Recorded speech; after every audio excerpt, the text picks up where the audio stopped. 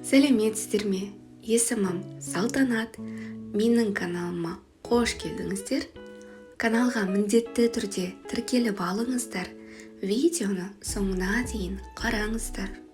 Ал бүгін бірге тауық етінен дайындалатын хит рулет пісіреміз. Бізге қажет ингредиенттер: тартылған тауық еті, бір жұмыртқа, тұз, қара бұрыш, паприка, осындай кептірілген сары өрік және нори қағаздары. Ең алдымен тартылған тауық етіне жұмыртқамызды қосамыз, дәміне қарай тұз, қара бұрыш, паприка қосамыз. Қаласаңыз, майдалап туралған сарымсақ немесе кептірілген сарымсақ дәмдеу үшін қосуға болады, немесе тауыққа арналған дәмдеуіш қосуға болады. Бұл рулетке тауықтың төс етінен, яғни сүбе етінен дайындалған тартылған етті қолданған дұрыс. Қолымызбен немесе осындай силиконды күрекшемен мұқият араластырамыз. Тартылған ет жақсылап бірігу үшін осылай жоғарыдан төменге қарай шамамен 10 рет ұрғылаймыз. Тауық еті дегенмен өте жабысқақ болып келеді.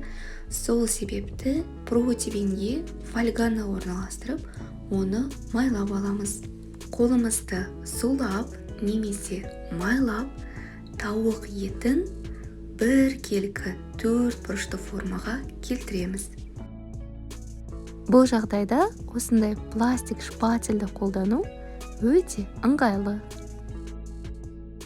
Барлық жері біркелкі болса, рулетіңіз кескенде әдемі болып шығады.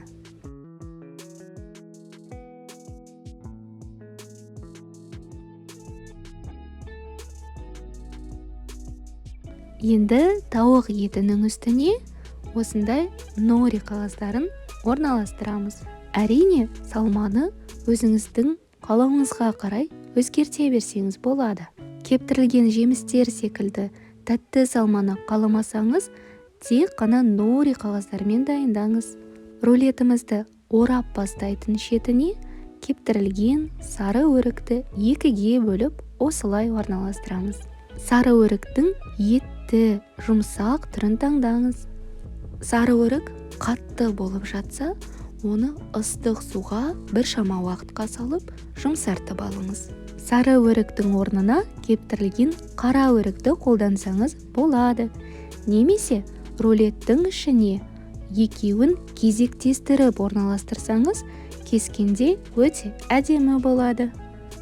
Фольганың көмегімен және силиконды күрекшенің көмегімен рулетімізді тығыз етіп, ішінде ауа қалмайтында етіп ораймыз.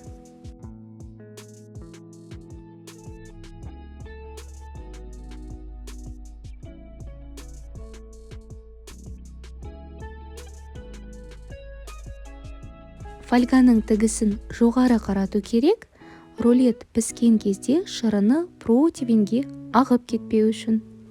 Фольгаңыз жұқа болса, рулетті 3 қабат етіп ораңыз, ал егер қалыңдығы орташа болса, 2 қабат жеткілікті. 180 градусқа дейін қыздырылған пеште шамамен 40 минут пісіреміз. Рулетіміз дайын болды.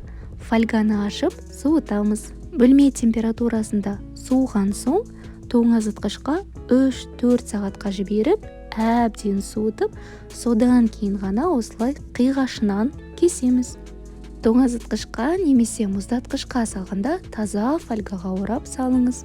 Асығып тұрсаңыз, 1 сағатқа мұздатқышқа жіберсеңіз болады.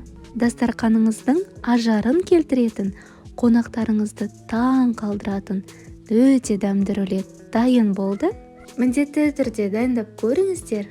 Амандықта жүздескенше.